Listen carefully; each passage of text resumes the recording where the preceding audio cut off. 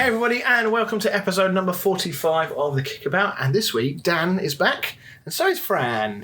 How are you feeling better now, Fran? So much better. Did you miss us? I did. Did you listen to the show? Ish. Right, so it feels like a long time ago since the last England game. So we will cover it a little bit, but obviously the focus of tonight's show is going to be very much on the huge game tomorrow. But before we get into that, as always, we'll start with this.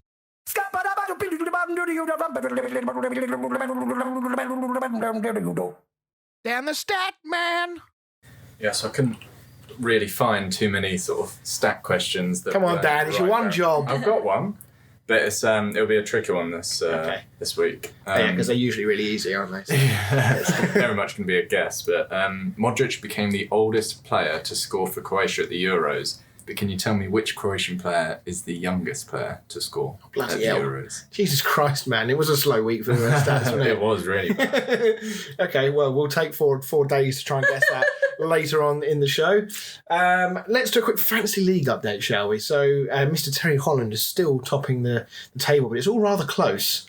John Webb is high up. I can't remember if John Webb is one of the ones who's got multiple teams. I'm just scrolling through now. No, it doesn't look like he is. So, John Webb, Joe Roberts, Dan Berry, Lewis Holmes, Sam Durham, Joe Wallbanks, Alex Ledger, all people that I know. So we're rooting for any one of them just so that somebody who's come in and put 5 teams in there doesn't win. But it's all close. 241 for Terry in the lead. Then sort of, your top 5 are separated by about 35 points. So, yeah, it could go any which way. 50 quid on the line. Not long to go now. So... We'll see how that plays out. How are we doing, Dan? You're doing okay. You're 13th. Yeah, I need to change my players because I think I've got a lot that aren't even in the tournament anymore. Chris, we're still scrolling for you, I think. We are, unfortunately. Who ate all the pies is 27th. Somebody else stole my name as well, Luke Morton. Poor from him. So yeah, I've got some catching up to do, but I keep forgetting to do the transfers. I do them one day, and then of course the games come so quickly, I forget to do them until the next day. 17 transfers, I think, so I'll have to do them. How many transfers have I got? I bet I've got ridiculous amounts left. I've got 11 left, so not too many. Right, okay. Let's talk then. Let's hit the England chat. So we'll start with what seems like weeks ago now. Last Tuesday's game against the Czech Republic. Cast your minds back if you can. I know you've slept since then. What was the score? It was a rather... it was better, I think we can say. It was an improvement on the Scottish performance. I don't think that was particularly difficult, mind. But yeah, what did you guys make of the performance? It's still a bit boring though, wasn't it? Second half, yes. It's just frustrating, isn't it? Like, we've got so much attacking potential and we just don't use it, I don't think. Problem is, tactically, I feel like... It just feels like the tactics are...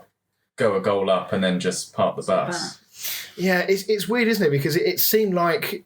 It really did seem like somebody just flicked a switch. And you can only imagine that is a specific tactic that's been set up to say, right, let's get in front, and then we make ourselves very difficult to break down, and if we can get a goal on the break, great, but we protect what we've got. So not a performance that's going to convince too many of the England haters, shall we say. No, but I think we'll do the same against Germany. I think we'll try and get an early goal and then shut up shop and then just try and counter-attack, because obviously that will force them to attack us. Yeah. I think that's the tactic. I think against a team like Germany, though, that's a more dangerous inviting pressure on thing to do. You get away with it. Timo Werner up front. All right. You can get away with it against teams like Czech Republic with respect. I know they had a fantastic result last night against the Dutch, but you can get away with it to an extent against teams like that. But when you're playing a team with the quality of Germany, I know they're not the same as they used to be in years gone by with some of the teams they've had, but they're still a quality side that can hurt you if you give them all the time in the world on the ball. Yeah. So what about the team selection? So Saka was surprisingly given the nod over Sancho. I think we all assumed that Sancho was going to get the start, but he chose Saka. Everyone raised eyebrows, but both him and Grealish, arguably our best players. Yeah, and Maguire did really well as well. I think he actually played the pass through that we got our sort of goal from, because he sort of charges forwards and stuff. Yeah, I mean, we spoke last week, Dan, that dropping Mings from Maguire would probably have been quite harsh, but hindsight is a wonderful thing, as we know, but actually seeing Maguire's performance and seeing what he actually offered to us from an attacking point of view, which isn't what you would normally say for a centre-back, what they offer going forward, but actually he did make a difference because he's very good on the ball and he will stride forward. Yeah, but saying dropping Mings, I think the only reason he's done that is because I think he'll play a back three against Germany, so I think we'll have Mings, Stones and Maguire, which is why I wanted to get Maguire some game time. You think he will go to a back three? I think he'll go to a back three because Germany play a back three with wing back, so I think he'll try and match it. Right, okay. Yeah, would make sense. I mean, in terms of the actual performance itself, are we just falling victim to the oh, hang on, I'm being told to get something. What am I getting? The monitor. Sorry. Oh, there, okay. Family problems. Are we just falling victim to the same media hype and this trap that we just expect England to play this free flowing attacking football? I mean, we touched on it just now because we've just not long finished watching probably the game of the tournament between Croatia and Spain. 8 goals in that game, and yes, it was a great game to watch. But if you're an England fan watching that, and if it was England playing, you'd be pulling your hair out. So on the one hand, yes, it's great to play attacking free football, but we would get caught out if we did. And actually, we've been in control of pretty much every game we've played so far. Yes, they've been boring. Everyone's complained a lot. Every fan has complained that they've been boring. So would you rather go out on a high and be fully going for it? See, I think if you go back to that game just played, I think both Croatia fans and Spain fans are coming away happy because Croatia have seen their players go for it and give everything for the nation and serve Spain. Whereas, if we play Germany and we play a sit back and pass the ball side to side and look like we're not really going anywhere, if we win, we'll be happy as Larry. If we lose, we'll be like, we didn't turn up. I feel like we'll be happy, and then we'll watch it back and be like, "Yeah, no, we were shit." I don't know. I think if we beat Germany and we get through to the quarterfinals, I'll forgive Southgate for not playing. No, you can't. You can't. Don't be that guy, Dan. Would you not? Look at the. Are you not a win at all costs against Germany? Yeah, I guess I am, but I wouldn't go as far to say I'd forgive him for the Scotland. Oh no, not for that. I mean, I'd forgive him for playing boring against Germany. Oh, I see. Not for the other 3 games. Yeah, all right, fair enough. In which case, I agree then. I disagree. I don't think you can do that. Like, they just need to be like all in and go for it and make everyone happy. If we don't get through, at least we'll try our hardest. At the moment, they're not trying. The problem is it's a roll of the dice. When you play that kind of football, you are rolling the dice because you are relying on a much bigger element of luck and the other team not taking advantage of the spaces that you are undoubtedly going to give them by playing that attacking football. When you play that defensive style, which again is no doubt the reason why Southgate does it, is you reduce those rolling the dice odds because you're much more in control. And, don't get me wrong, I am on team let's play attacking football. I would love to watch like a 5-4 match with us rather than a chess match, but at the end of the day, all I want to do is win that Germany game. If we then get through and we play Sweden or Ukraine, I'd like to see us go. That, but then look back to the World Cup. The World Cup. So I don't know what I'm doing. The World Cup. Like, we got quite far in that, but look how much everyone digs us out now, and even we will say like we weren't very good. Yeah. And we got quite far. I feel like it would just be the same. But this goes back to my original point about are we just falling victim to this? Because what we expect from England and what they ultimately can or can't be, is out of our control anyway. But also, what do you rather want? Do you want to take your chances and go and play this attacking football? And who knows, one tournament you might end up not going through the group stages or barely getting through the knockouts in the early stages, or do you increase your chances by playing a brand of football which England are quite clearly quite good at because we keep winning, we're not conceding many goals, we're in control of the games, and potentially increasing your chances of getting much deeper in a tournament. So it depends where you fall down. If you want to see England in deep in tournaments, then maybe this is the way England have to play. But that's the thing, we've got to now, if we're going to play this way, we need to at least get to the final, in my opinion. To justify Southgate, yeah, I agree. Yeah. I thought if we get knocked out by Germany and we play a really boring, and Germany are absolutely battering us, then I'm not going to watch I will watch the World Cup, but I don't want to see the exact same thing then in the World Cup because we're not going to do anything. Yeah, it's a tricky one because the rumours are that Southgate is apparently getting a new contract. Yeah, no matter what happens. Yeah, now, with knockout football, it's very different to group stage football because in a group stage, unless it's the last game and everything's riding on it, if you do have a bad performance or you go 1-0 down, you can recover in the next game. Knockout football, you can't do that. So if we do end up going a goal or two down, God forbid, Southgate's not going to have a choice. He's going to have to say, right, boys, we've got to go for this. So I hope the situation where England suddenly start playing attacking football doesn't come as a result of England getting battered by Germany. I'd rather us take the initiative and do it ourselves. To be honest, part of me is almost hoping we go 1-0 down so that we're forced to attack. Yeah, because I feel I feel like if we go 1-0 up, we'll make the same mistake we did against Croatia, where we just parked the bus for the rest. I think we went up 1-0 up in like the 10th minute, and then we just sat back and let Croatia pound us with attack after attack. Which was really silly because in those first 10 minutes against Czech Republic, I thought we were outstanding. Yeah. We were so Croatia direct. Or Czech Republic?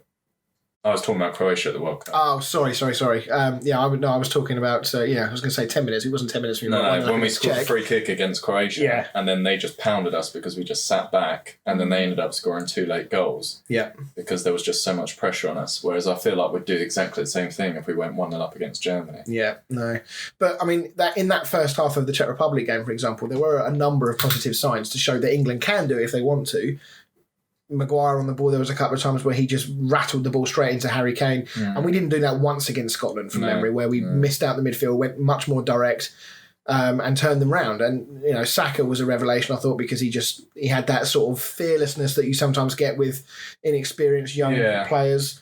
And I think he's put himself in the frame to start tomorrow. I think he should. I think with Germany's defence, they're quite slow. They've got the likes of Hummels, and you saw what Mbappe did against Hummels. So if we can get Sterling... Mbappe does that to everybody, though. Oh, I know. But if we can get Sterling and Saka going at Hummels, I reckon we've got a good chance. Yeah. What do you think the lineup is going to be tomorrow? Because there's still questions about... I don't necessarily think he's going to drop Kane, but there are still a lot of question marks around him. How many more stinkers does he have to have before... Are we just going to keep playing him for the rest of the tournament? I think he'll keep playing. Calvert-Lewin's not... Has he had a minute? No. So he's not going to be replaced in the knockout stages against Germany. Or the quarterfinals or the semi-finals or the final. So Harry Kane's place is cemented, even if he has 2 touches on the ball. I think it will be a back 3. Pickford's played really well, so he can play in goal. It'll be a back 3, I reckon, of Mings, Stones and Maguire. Which I'm not a massive fan of back 3s. You don't think he'll go Stones, Maguire, Walker as a back 3 because he likes Walker as a third centre back. I don't think so. In my opinion, I don't know why you would drop any of the other 3 other than Maguire maybe, but I think Mings will play because he's like a left-footed centre back, so I think he'll play centre back, and then I think the partnership of Maguire and Stones is pretty strong, so. I don't really think Walker's had the greatest. He's not had very good. I thought he was a lot better against Czech Republic. He was better against Czech Republic. With the balls chesting down the balls back to the keeper and stuff like that. That terrifies the shit out of me when I see players doing that. He's one of those players where I feel like he's got a mistake in him that leads to a goal. So you think back 3 then? So wing backs would be Reece James and. Either I would say Ben Chilwell because he plays that role for Chelsea. Yeah. But I don't know what's happening with the whole COVID thing. Well, in theory, they're back, right? They're back. But they've been training on their own for 10 days or whatever it is, so I don't know if he would... But don't worry, they've been having Zoom calls about tactics, apparently. So I don't know if he would chuck him straight back into the team, and Luke Shaw's not really done anything wrong. No. But I would play Chilwell if he can play. And then I think he'll go with Rice and Phillips because he's really defensive-minded. You don't think he'll try and throw Henderson in there? No. I wouldn't. He's had 45 minutes. I don't think you can chuck him in. And I'll be honest, I thought he was really poor when he came on. I really did. He gave away the ball a lot in dangerous places. I appreciate he's an organiser, he's a leader, but he's clearly not up to match fitness and sharpness. I think it'd be a massive risk to chuck him in against Germany. And if it goes to penalties. Yeah, I'd get him way away. Fake an injury just so he hasn't got to take it. And then I think it would be Sterling, Kane and Saka. Yeah. I've got a sneaky suspicion that he will do what you do, but equally, if he doesn't go back 3, I think he'll revert to the team that played Croatia. I think he'll go Trippier at left back again because I think he trusts him in those games where people have got pacey wingers. Chilwell played. No, he's not played a minute. Well, no, he obviously had the issue against. Well, he wasn't even in the squad in the first game. Wasn't in the squad. You don't think he'll play Mason Mount? No, I think he'll go defensive. Well, depends what formation he plays. If he plays the same against Croatia, then he'll play like a Mason Mount or a Grealish. But if he plays the back three like I think he will, then I think he'll go with 2 CDMs. No Foden? No. It's an interesting one because, so I'll bring up, so Joe Morton posted on Facebook earlier. I don't know if you guys saw it, his comment about, what would you play Mason Mount? He's obviously coming from a slightly biased, as he openly admitted, that he thinks that, I don't know whether he meant that Mount is the best player in the team or just in that position. I'm hoping he meant just that position because I don't know whether I say he's the best player in the entire team. Yeah. But he does make a point that he is probably the only player in that midfield who will do attacking and defending like box to box. In equal measure. You've got players in the squad who are probably better going forward than Mason Mount and also players that are better defensively, but none that can do the job at both ends as well as Mason Mount does. Mm-hmm. But I would say that I've not been massively impressed with Mount in this tournament so far. I don't think he's really hit the heights that he has for Chelsea. Not that, that's not a criticism just at him, because there's plenty of others who fall in that category as well. If we were to play these 3 midfielders, I'd like to see Grealish in, because I feel like he brings something different, and he's always, he's either winning us free kicks all over the pitch, or he is creating goals. And we are dangerous from set pieces. Yeah, so I would like to see Grealish play, but I just don't. Southgate just doesn't seem to like Grealish that much. No. Which is ridiculous, seeing as the whole nation... I think if everyone could put one name to be guaranteed a starting place, it would be Grealish. Most people would put Grealish, yeah. And there's a reason Man City are rumoured to be paying 100 million for him, or trying to buy him for 100 million. I feel like Phil Foden, when he's played, has been good. Yeah, I've got nothing against Phil Foden. I just think we need to hit Germany with pace, because they've got a lot of aging players. Yeah, I'm just thinking of it tactically. Yeah, I mean, Sterling, I think, has probably... I think Sterling is, despite the fact that he can be wasteful, he can be very greedy, he has at least looked dangerous at times. He's our only scorer at the moment. Because he's only scored. Harry Kane are pretty much always on the sheet for... Yeah, which is weird, because both of them... I mean, Sterling is obviously our top goal scorer with 2. That's outstanding, isn't it? 2 goals, and we had, was it Czech Republic, Croatia and Scotland in our group, and we've managed 2 goals. Although you say that, I mean, Czech Republic have knocked out Holland and are through to the quarterfinals. Croatia gave Spain a game, so looking at it, we had quite a hard group, to be fair. Yes, it's true. I love the way you turn that into a positive. That's very good of you there. It's going to be... I mean, do you see a situation? I mean, it's not going to happen, as we know. I'm just speculating here, but I'd love to see a potential where if we did go 3 at the back, 4 at the back, that he only plays Declan Rice. I think if you play 3 at the back, you have to play 2 CDMs. Hold on, what's your team? So, on the proviso that I agree with Dan, I think Southgate will revert to a back 3. A, because we know he likes it historically, and B, because Germany do it, so I think he will want to match them up. I would love to see Declan Rice and Mason Mount as the 2. I think Phillips had a fantastic first game, but since then he's not been as good. And I trust Rice more. Again, maybe I'm slightly biased, but I believe I trust Rice more in that role to hold and be disciplined than I do Phillips. Hold on, who was your back 3? My back 3...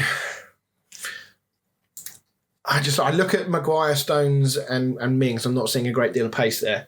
So I think I probably would go Maguire, Stones and Walker.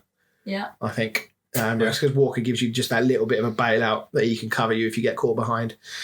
Wingers? Wing backs, I think I would go Reece James and Luke Shaw. I think. I think Luke Chilwell. Luke Chilwell. Who's Luke Chilwell? When did he come in? Ben Chilwell. I think. I don't think he's had enough football. I don't think he's had enough time with the squad. I think it would be dangerous to put him in against Germany. I think he's just been a bit unlucky with the way that Southgate wanted to use his squad, and then COVID obviously just kind of screwed it for him. Stop hugging, kissing his mates.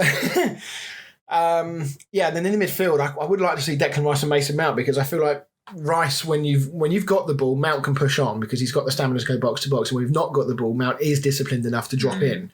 And with the players you've got around you, you can make that work with the 3 plus those 2.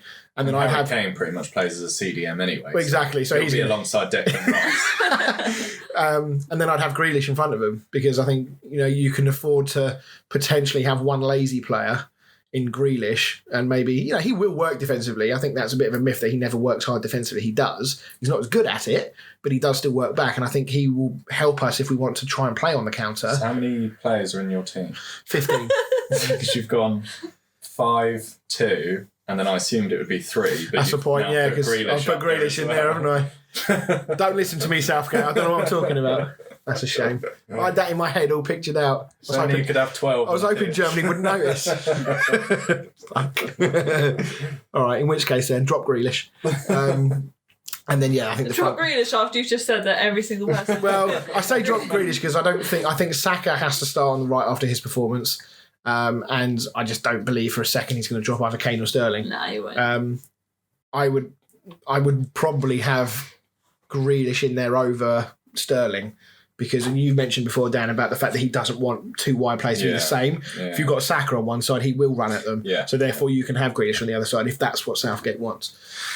So, we'll see. I mean, Southgate has surprised us so far with his team selections, both in a good and a bad way. So, it's a bit of a lottery as to what he's going to do tomorrow.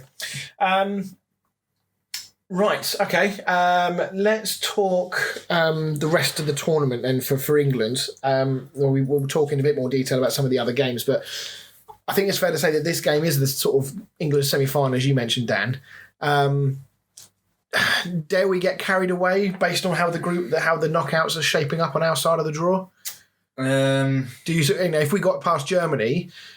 Germany, it's coming home. Right? Well, you'd have to say it'd be a massive disappointment if we get past Germany to not reach the final based on who's left on our side. I mean, of the bracket. I would say Sweden will beat Ukraine, and we beat Sweden in the World Cup.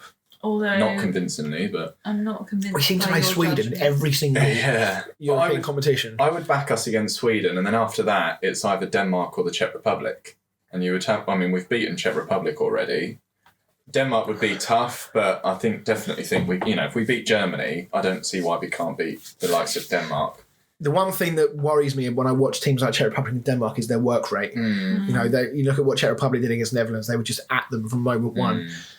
But Netherlands are a very gun-ho team, get everybody forwards, whereas Southgate doesn't play like that. So I think. Did we actually get it right tactically against them? I think tactically they'll probably play attacking football against them. I think we'd be all right against the smaller teams because they just wouldn't be able to break us down. I think with the smaller teams, they like to obviously play the bigger teams because they go gun-ho and they leave those spaces in behind, and then that's when they counter-attack. Whereas if we play like a small team, which we kind of do, we don't leave any spaces in behind. I mean, we've got 3 clean sheets because we just don't leave any space in behind. So I think against the teams like Sweden and Czech Republic and that would be fine. So I think if we do get past Germany, I don't see why we couldn't get all the way to the final. And then, I mean, the way, I was really fearful against playing someone like France, but they weren't that convincing in the group stage, and they're now losing to Switzerland. They might not even get to the final. So and the other underdog team, the other team we mentioned that will probably get the final, Portugal, are out. Italy looked less than convincing against Austria the other night. Potentially Belgium's to lose. Maybe so, but then obviously, we're dipping into our second half of the show content here, but Belgium's issues will be made apparent if De Bruyne and Hazard's injuries are severe enough to keep them out for future games. Eden. He actually looked pretty good. He hasn't played a lot of football over the last sort of year and a half, but I thought he looked okay. So, right, well, on that note, rather than dipping into the content that we had for the second half of the show, we'll head to a break, and when we come back, we will talk transfers and the other parts of Euro 2020. See you in a minute.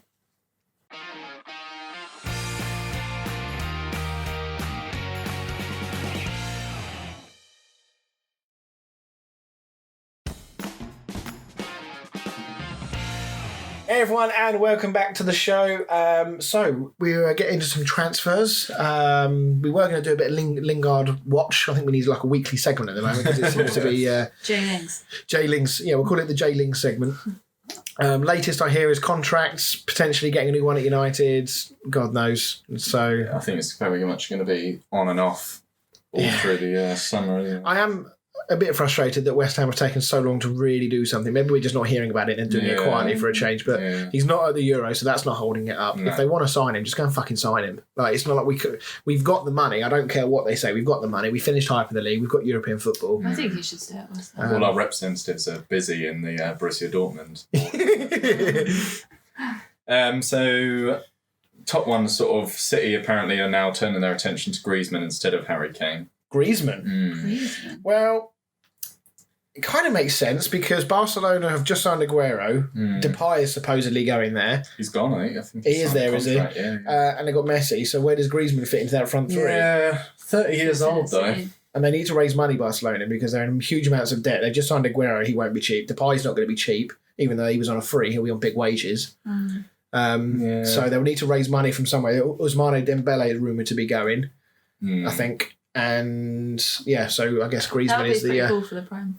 It would be good. He's 30. He's not getting any younger.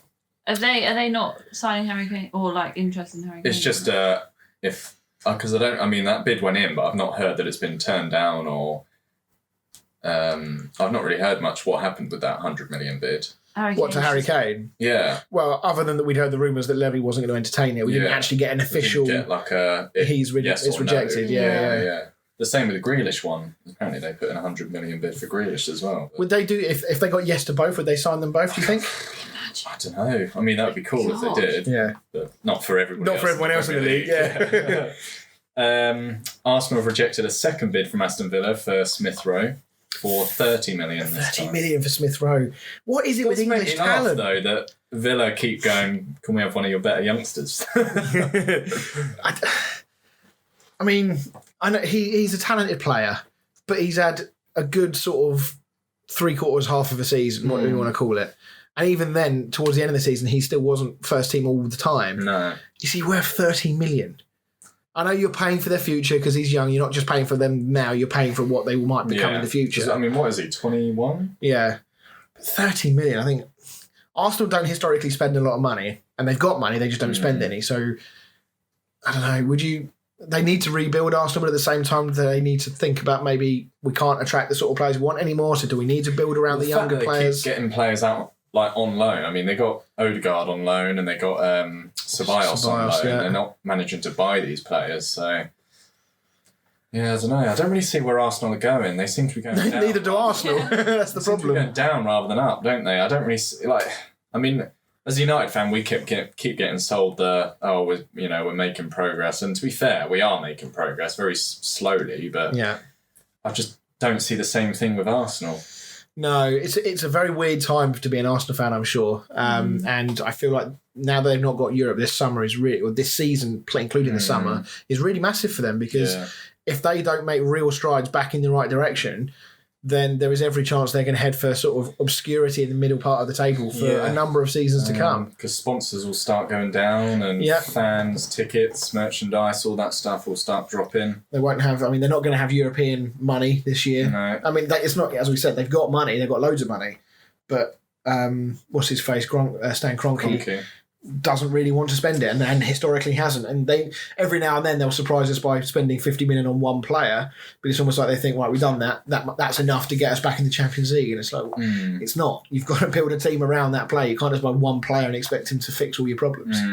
So, yeah. Billy Gilmour apparently set to have a medical for a loan move to Norwich. A big signing for Norwich. They've lost Buendia, obviously. Yeah. I think that'd be a great signing for both. I think Billy Gilmour getting, first team football for a whole season in the Premier League would be good for both him and Scotland, to be honest. Yeah, and he's proven with Scotland and in the chances he's had at Chelsea that he's a huge talent. So, as you say, that's a great deal for all involved because he's not going to get huge amounts of first team football this season at Chelsea, you wouldn't have thought. I don't think, not with players like Kovacic, Kante, I need to say Modric then, Jorginho. They've got quite a few big midfielders. Yeah. So I could only see Billy Gilmour being a bit part, and Mason Mount. He has played a bit, hasn't he? Sorry? He has played a bit. He's played a bit, but like I say, he's a bit part player. I know his name, so he must have played a bit. I thought he was 18. He's actually 20. So he's getting towards the age where he needs to be trying to break into the first team. Yeah, if you were him, you'd go Norwich. When do you think Loftus-Cheek will end up? Because obviously he's gone back there now. There's so many Chelsea. Bakayoko is back at Chelsea. Is he still there? And Batshuayi's gone back to Chelsea. Fucking hell. I forgot. I thought Bakayoko had gone. I thought he'd permanently gone somewhere. He just keeps going out on loan. Like, he must have high wages and they just can't get rid of him. Well, I mean, his contract must be up soon, surely. Yeah. He must have been out on loan for at least 2 or 3 seasons. Yeah. How long did he actually play for Chelsea? He did for a bit, but he wasn't very good. Let's put it that way. 4 years or something, hasn't he? I mean, I don't know a lot about this one, but Tottenham have opened talks to sign Takahiro Tomiyasu. Yes, yeah, him. Yeah. Yeah, no idea. Plays in Serie A. Apparently he's a centre-back, but can play a right-back. Yeah, I mean, to be honest, the stories around Tottenham right now are not really about what players they're signing. It's about the managers they're trying to sign. Nuno Espirito Santo apparently has now decided he's going to go to Fenerbahce rather than Spurs, which makes him somewhere in the region about the 403rd manager to reject Spurs. I reckon Daniel Levy will end up doing it himself down on the touchline. Well, I'll tell you who's going to end up. It's going to be fucking Ryan Mason. Yeah. Because he's going to be the only one left. Yeah. Tottenham have been great for memes as they always seem to be recently, but I sent an image of that to a Tottenham friend of mine, and he said that one of the problems we've got is that whichever manager they go for now, they're going to know that they're like 8th, 9th, 10th on the list of priorities. It's like, well, you're coming to me because you didn't get one of the first 8 or 9. So does that mean that their demands go up? It's like, well, you didn't want me, so if you want me to come, then pay me more. So I don't know, maybe I'm being facetious, but it's not a good look for Spurs when they can't attract a manager. No, especially when managers that I would have thought would be over the moon to go to a club. Yeah, absolutely. Turning them down. Like. Well, with respect to Wolves, that's a big step up for Espirito Santo, you would think. But obviously not. I don't know if Fenerbahce in the Champions League or not, but... No, God knows. Last 2, Red Bull Salzburg striker Patson Daka is expected to complete his move to Leicester in the next few days. See, I've heard quite a lot about Patson Daka, and he was being linked quite heavily with Liverpool. Mm-hmm. Yeah, so I remember those links. I feel like he's going to be another one of those Leicester signings where he's almost a bit of an unheard player, and then 2 years later he's being linked with Real Madrid for 90 million or something like that. Yeah, and as you said, Leicester have got a habit of doing this, finding these bargains. Do we know what the fee is? No, I could find out, but I don't know off the top of my head. So, I mean, depending on what it is, at some point Leicester are going to have to deal with the Vardy situation, right? Yeah. He's got to be 33-ish now, somewhere around that mark. Yeah. He's still scoring goals, but he is picking up more and more little injury niggles, and he's not going to go on forever. So, Iheanacho obviously had a fantastic end to last season, so that will please Leicester that, they don't necessarily need to sign 2 strikers, one to replace Vardy and one to replace Iheanacho because he wasn't doing the business. So now they've only got to play 1. Yeah, 23 million. See, 23 million, that's not a huge... In today's world, that's not a huge risk. No. Fran gives me the look of disdain that 23 million doesn't represent a risk, but unfortunately that is the world we live in now with football transfers, that 23 million is not really seen as a big money move anymore. No, and he's 22, so, he's got a long... career ahead of him. What does it say for someone who's been... So Red Bull Salzburg, right? Yeah. Are they Champions League or are they Europa? Yeah, Champions League. Of Austria. What does it say about that Patson Daka, this 22-year-old highly rated player that was wanted by Liverpool, is going to Leicester for 23 million, and yet Smith Rowe had half a good season, is valued at over 30 million by Arsenal? What does that say about the price of English talent? Well, I'm glad you've segued me into that. So Arsenal are in advanced talks with Brighton over the 50 million signing of Ben White. QED. You couldn't have a better example of British talent. Yeah. How old's Ben White? God, why'd you keep asking me? Come on, Dan, you got to know this stuff, man. Give me 2 seconds. But outside of the fact that he was called up to the England squad as a backup to Trent, wasn't it? Yeah. Trent got injured. Did anyone really think of Ben White as a next big English centre back? I did not know who he was. I'll be honest. I knew of him, but I never thought, when you think of Brighton defenders, the first one that comes to mind is people like Lewis Dunk. Brighton fans, if there's any listening, might be thinking, no, you're talking shit, he's fantastic, but... He might be fantastic, but he's... Is he 50 million fantastic? Well, no. And I watched Match of the Day, and I don't think he's been bought up that much. And they know what they're talking about on that show. Yes, and I know who Lewis Dunk is. So. So, go on, how old is he? It's not quick enough. Oh, yeah, it's not quick enough. Fine, I'll do it, Dan. I'll do it. But anyway, the point I'm making is that, you know, Arsenal don't have huge amounts of money to spend. He is 23, actually, so he's a bit younger than I thought. Oh, wow. They don't have huge amounts of money to spend.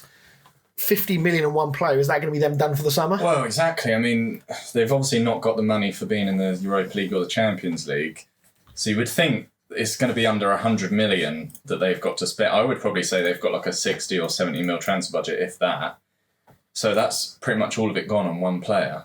And I mean, I feel like Ben White could be a good player, but again, it's that English quota that sort of adds 30 million onto what they're probably worth. Yeah, I mean, I've just brought up last season's table because there was just in the back of my mind. For once, defence is not the area that Arsenal actually need to focus on for once. It has been for a long time. They had the third best defensive record in the league last year. And he conceded 39 goals in 38 games, which is better than Liverpool, United, Spurs, Everton, Leicester. The only teams that were better was City and Chelsea. Interesting, Brighton are up there as well. Maybe he is worth 50 million if Ben White was part of that defence. Who's at the bottom? Who do you think? Sheffield. Fulham, he's got to be. Oh, it's West Brom. Where's Fulham? Oh, Fulham are up here. Southampton down there as well. Apologise to Fulham. Hang on. Have Burnley and Southampton changed their names? FC Burnley and FC Southampton. Have they gone all continental? Anyway, back to the point. Arsenal don't have huge amounts of money to spend. 50 million is a lot of money to spend on a player who's been at Brighton, with respect. And was in the Championship the season before. So, it just doesn't feel like Arsenal need to spend money on that much in that position. They need central midfielders, I think, is their biggest target. Yeah, and I don't think they need... Because obviously a lot of clubs have been going for the English players to fill that English quota. But the amount of youngsters that Arsenal have been playing, I don't think they need to fill that English quota. Yeah. I mean, if you look at Arsenal's midfield, we look through their list. Two of them are going. Ceballos and Odegaard are going. That leaves them really with only Xhaka, Thomas Partey and El Neni as their three central midfielders. Xhaka had a decent season last year, in fairness to him, so all right, fair. Well, he's going apparently. But yeah, the rumours he's on his way out. Yeah, Mohamed El Neni is not a player with respect that's going to get you back towards Europa and Champions League football. And Thomas Partey, I think we've probably not quite seen the best of him yet. He's had a few injury problems, but he, I think, is a good player. But I'm amazed they're not looking at that area because... I mean, Saka's a winger. Martinelli's a winger, isn't he? They haven't really got any central midfielders. Where's Reece Nelson? He's a winger as well. Yeah, he's a winger, I believe. And I've never heard of that Aziz. No, neither have I. Willian is trash. I love how he's got his own category. He's their only attacking midfielder. And then, striker-wise, they've still got Aubameyang, they've got Lacazette, Pepe, and Nketiah, Smith Rowe. I mean, Smith Rowe could play centrally, but I don't think that's his best position. So I wouldn't say he was a striker. I don't know why that's listed. No, he's definitely a midfielder. But yeah.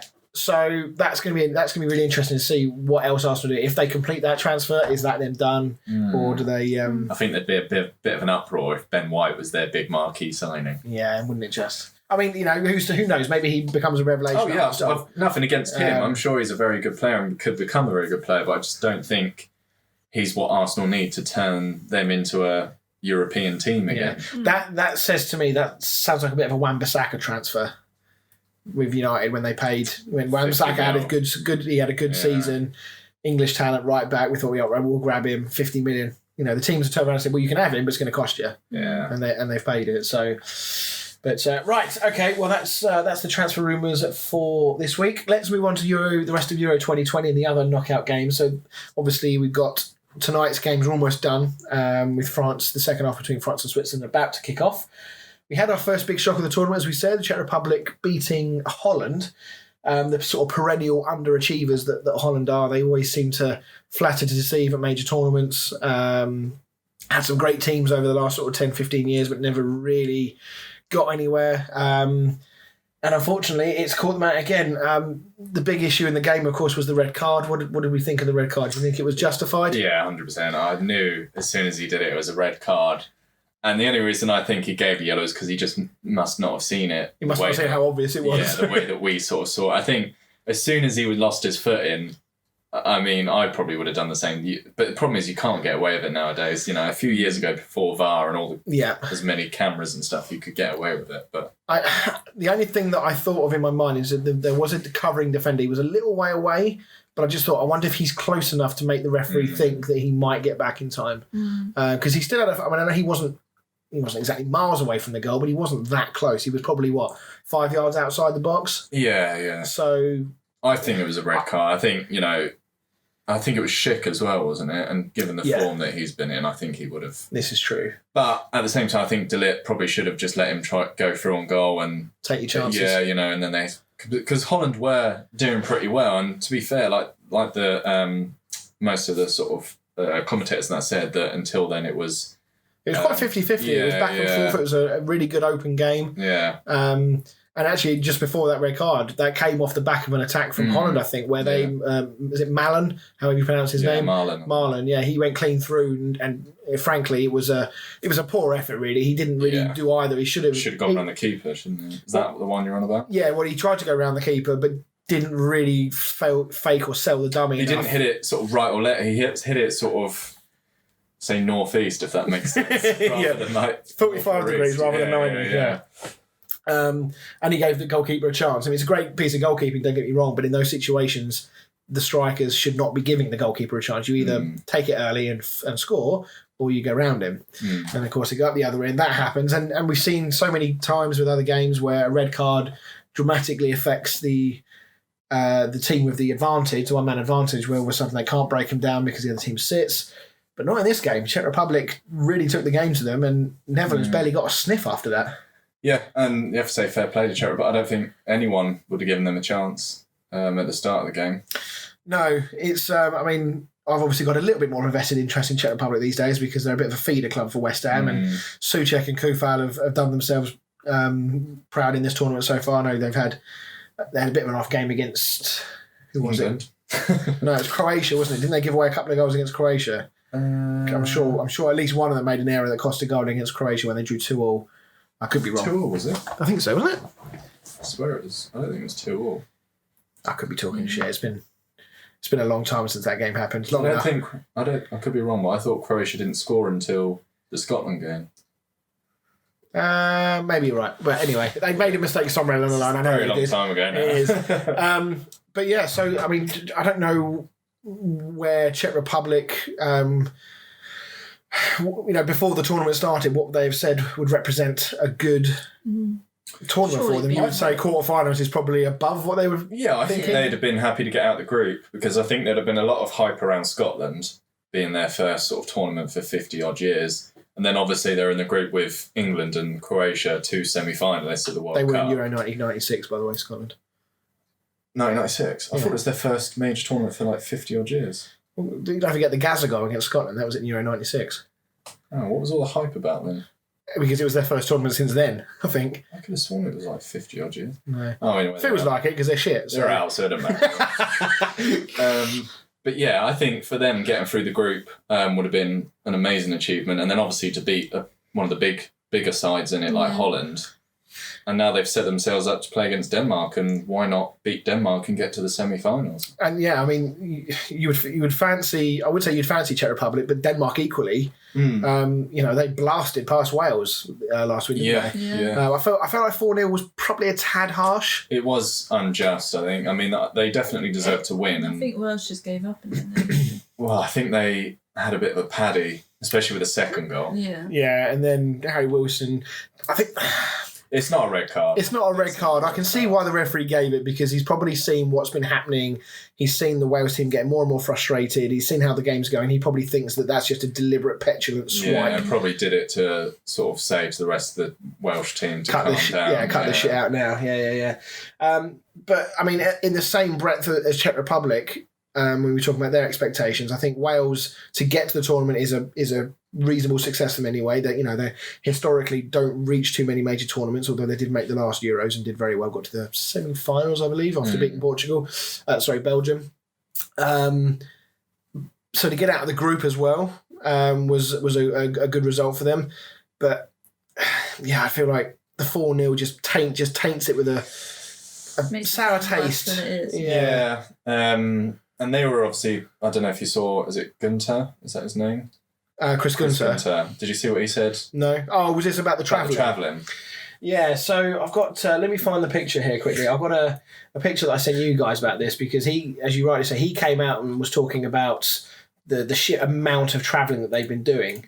And I'll be honest, I didn't really think about it like this. I mean, I remember at the time thinking about that this is a bit odd that you're asking teams to travel around the place. But actually, when you put it into context and look at some of the distances, so Sweden have travelled, Switzerland, I don't know whether it's including the France game, depending on where they're playing, 7,245 miles. This is in Romania, I think. So in Sweden, 6,600. Wales, 5,300. Every single team has travelled at least 400 miles, except England, who haven't travelled a single mile because they played every game at Wembley. So whilst that's great for us, it does seem a little unfair. Yeah, I kind of liked the idea of, obviously, it's the 60th anniversary, which is why they wanted to play it in as many countries as possible. How has it happened that England are at Wembley all the time? Just the way it worked out, because if we had come second or third, would have been playing at the other stadiums. It's just the fact that... But all three group games were at Wembley, though. Yeah, well, the same as the other games were at Hampden Park. Each group had two games, two stadiums. Like in Italy's group, one of the group games was in Roma, the other one was in Azerbaijan. Right. So all the teams in that group had to play at those stadiums. Well, obviously Italy played all their games in Rome. Mm-hmm. So it's just each group had two countries they were playing in, and it just happened that we were at Wembley every game. Yeah. And then because we topped our group, because it's all laid out beforehand, and we just happened to go into that. It was just lucky that we played almost every game at Wembley now. Yeah, it seems odd. I mean, I know what you're saying about when it was first announced. I suppose on paper it seems, this is a cool idea. Travel around to all these other countries and fans get to go with them. But we are still in the midst of a pandemic. Yes. We are. The world is very much more conscious about green energy and all that kind of stuff. So all these private jets, no doubt that all these players have been flying around them, doesn't do much to help the green argument anything. So yeah, it's frustrating because Wales have had to play these games and they've done pretty well, and they've had to play them largely in front of none of their fans. And the only country that appeared, I mean, I don't know if COVID is a myth in Hungary, but there's full stadiums in Hungary. So they either have not had any cases or they just don't care. But yet, you've got some other places where, I think it was some of the stadiums still got empty, aren't they? Yeah, I think it was for the last game for Wales against Denmark, actually. I think the Welsh FA basically advised to not travel. Well, yeah, I think it was in Moscow, was it Moscow or something like that? St. Petersburg, wasn't it, I think? Yeah. Well, the Wales fans weren't allowed to enter the country. Was he even a penalty? Wales fans weren't allowed to enter the country, whereas the Danish fans were. So the Danish had loads of fans, and Wales, well, I'm sure they did have fans there because they probably would have managed to sneak in, but not as many as, the likes of Denmark, etc. So, yeah, it is odd, and I do feel because for a team like Wales, again, with respect, they don't qualify for every big tournament. So when they do, they absolutely want their fans, probably need their fans to be there to help them, push them along a little bit further and to be with them on the journey. So it's outstanding. Outstanding, that's the wrong word. So it's because I'm watching, I've got one eye on the France game, and France have just given away a penalty, I think. So it potentially could be 2-0 here. So yeah, it is odd. It works for England nicely, but ultimately it's a bit of a shitter for the other teams who've not played at home and have not had fans to be there supporting them. Right, let's talk some of the other games then. Let's talk... who should we talk about? Let's talk about Belgium-Portugal last night. A tight game a little bit like the Czech Republic, Netherlands game, could have gone either way. And... a good strike from Thorgan Hazard in the end that separated the two teams. Do you think the better team won in the end, or do you think that it was 50-50? No, I think Belgium deserved to win. They always look like winning to me. It was a great goal. Do you think the keeper should have saved it? There was a question mark about the goalkeeper as to whether he should have saved it. No, I think the swerve on it, I mean, at first it sort of looked... No, the amount of swerve, I don't know if you saw it, but Patricio sort of steps the right way in, and the ball almost at the last minute swerves in the opposite direction. And I think when the particular, I can't remember who it was, who was in the studio talking about it, he said, I thought the goalkeeper should have done better. They were watching it in sort of slow motion, So it felt like Switzerland had just missed the penalty. It very much felt like that they were getting a bit of an unfair view on it, because when you're watching in slow motion, it's fine. It looks like it hasn't travelled that far. Yeah. But watch it in real time and see the pace that ball came at the goalkeeper. I think it's a bit unfair to criticise the goalkeeper too much. Now, obviously, the big talking point for the game, for the fact that Portugal got out, was the high expectations that we had of them. They obviously are the holders of the tournament. Do you think they've massively underachieved, not just by the fact that they're out at this stage, but just their whole performance in the tournament up to now? Yeah, I had them to win it. Did you? I had them to. An awful time. I had Lukaku top goal scorer, so I was a bit lost situation really.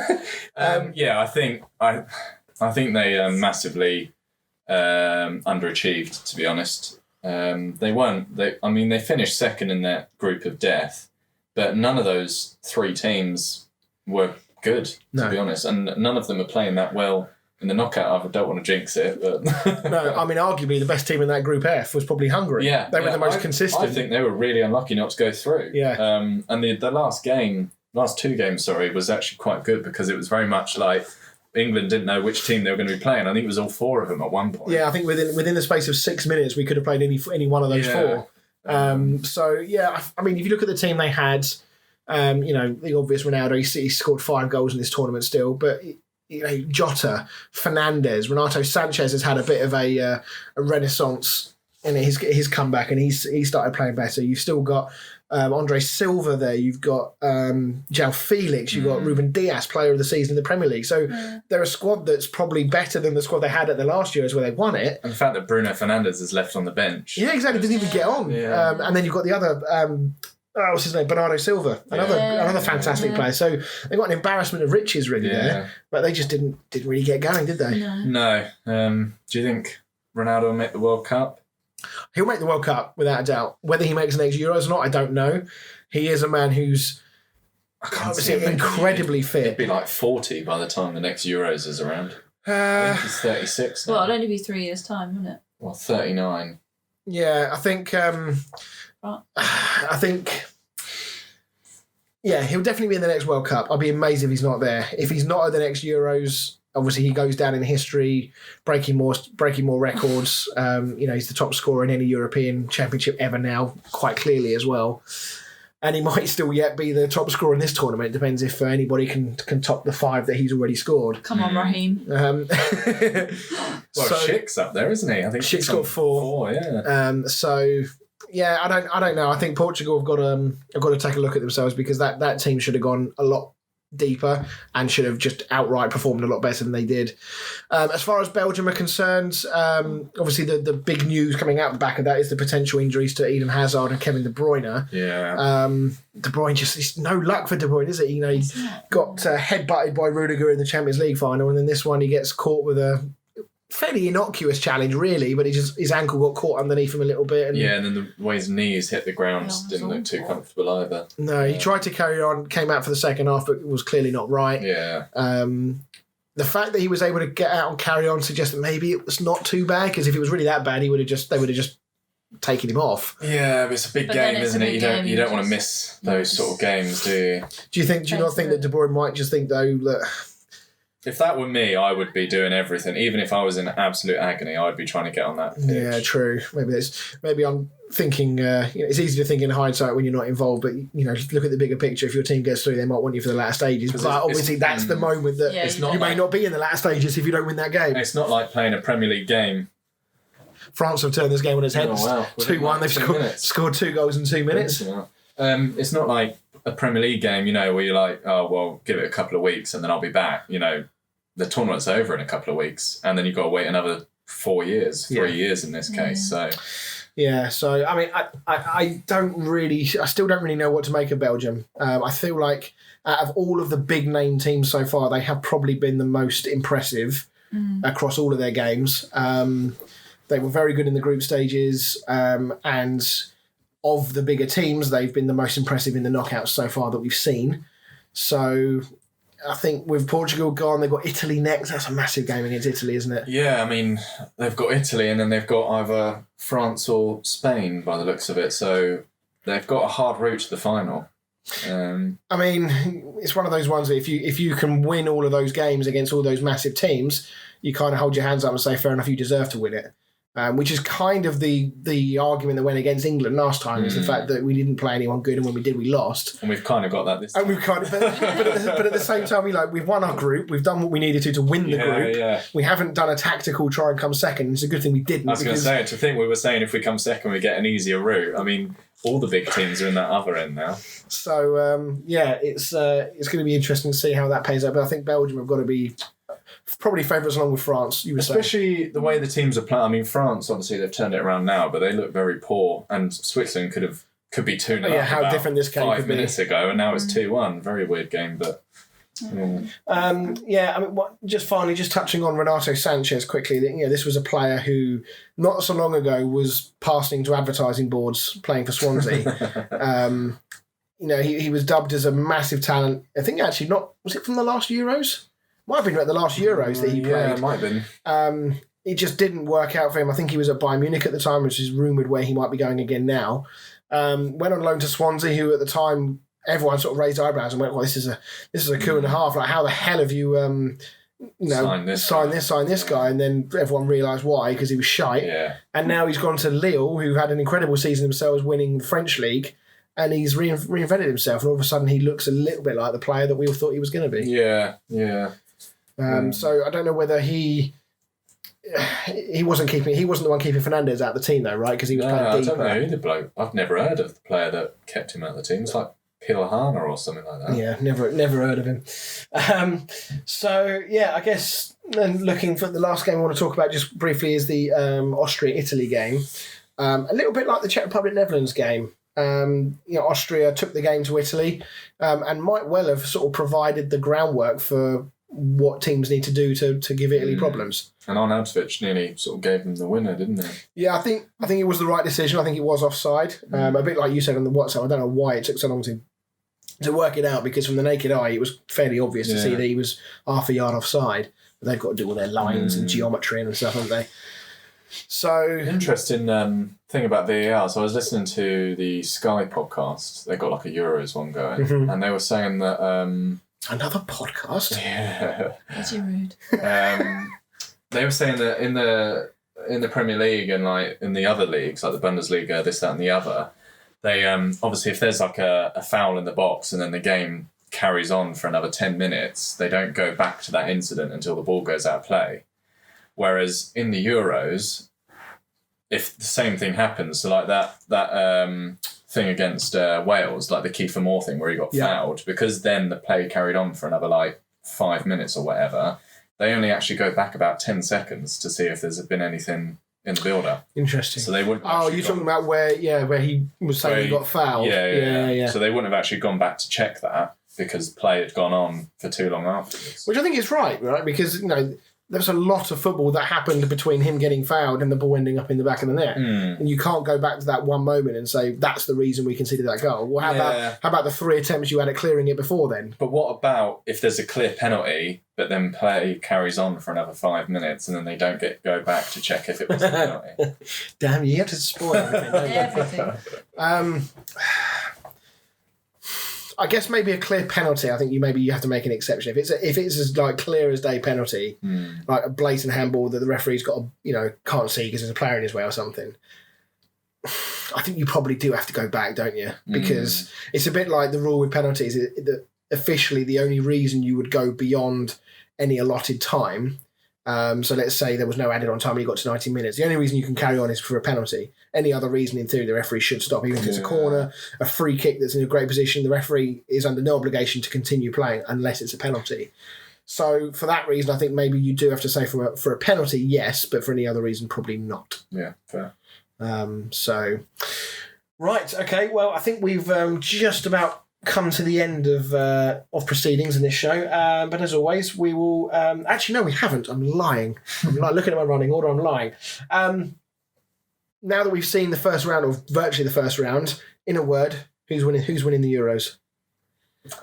Belgium. Fran? Belgium. Yeah, I'm going to say Belgium as well. I think they're going to have enough. The only thing that worries me is their defence.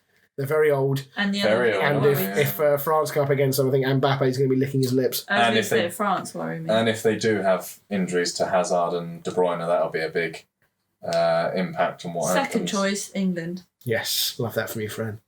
They're probably about my fourth choice. But I do that because if I under expect, then they can't disappoint me.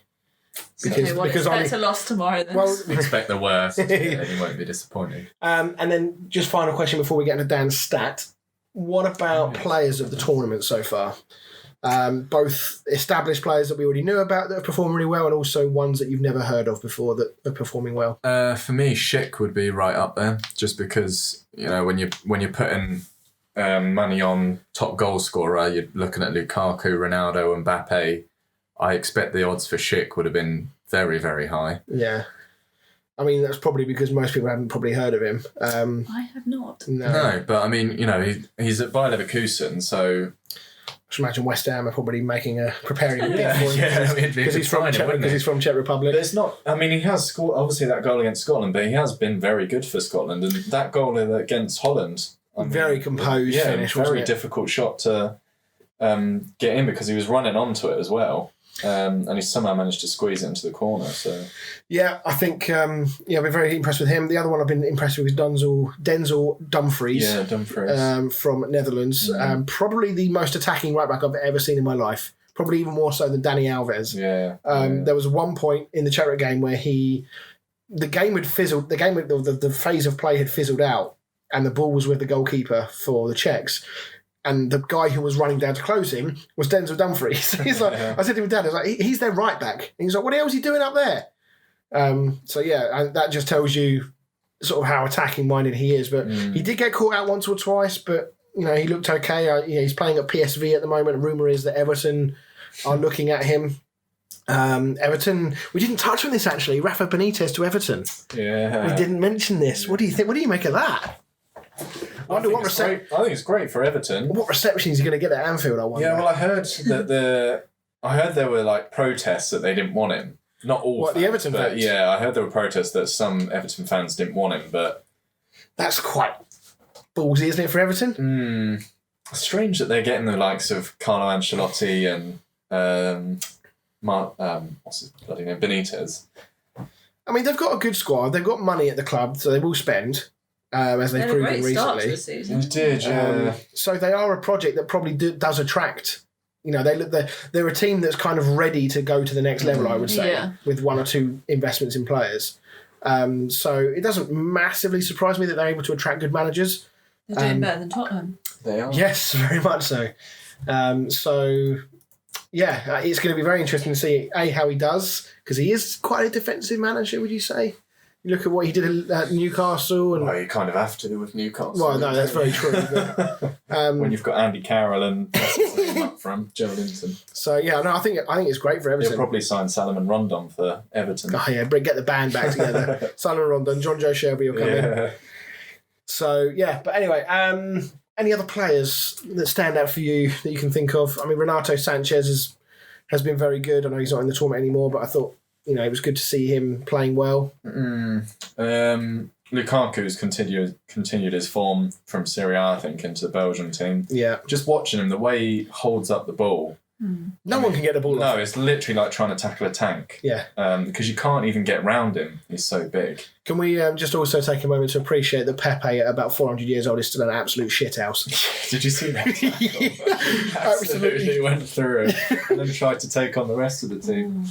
Oh, dear. But there's just the look on his face because it's like he knew he was winding them all up.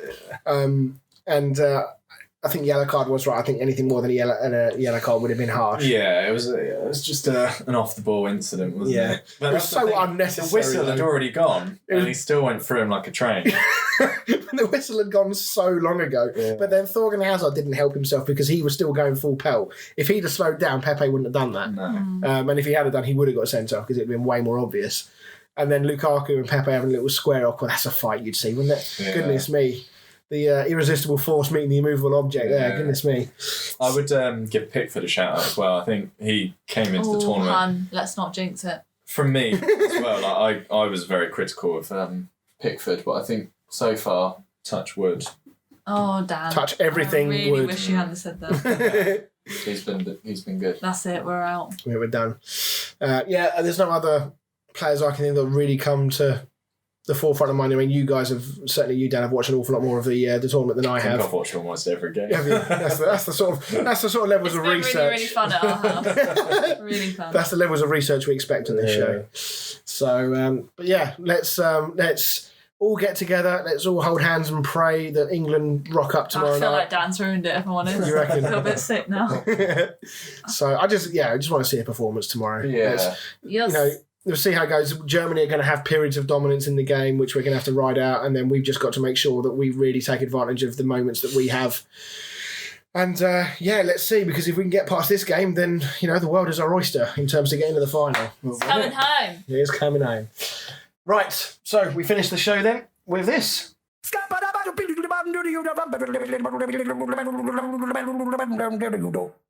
Dan the Stat Man. So yeah, Modric became the oldest player to score for Croatia at the Euros, but can you tell me who the youngest player to score for Croatia? It's not a trick question, it's not Modric, is it? It is. Is it? Yes! That is why I asked it. Because it is also Modric. He's the oldest and the youngest player to score for Croatia. Oh, I'm buzzing off that. That should mean that Dan has a forfeit for that one. No, because I asked that question on purpose.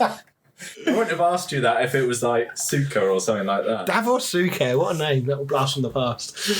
Oh, dear. Right, okay. Well, thank you very much, everyone, for listening. We will, of course, be back next week, where we are going to hopefully be talking in triumphant terms about England, because we'll have had 2 games. We would have had 2 games by then, yeah. So, and then that will be next week. Will be the penultimate show of the season for us. We'll be in the final by then. Yep. Yeah. Exactly. So, it's crazy to think that we're coming to the end of our first season of this podcast. Yeah. So, thank you very much, everyone, for listening, and we will see you all next week. Bye. Bye.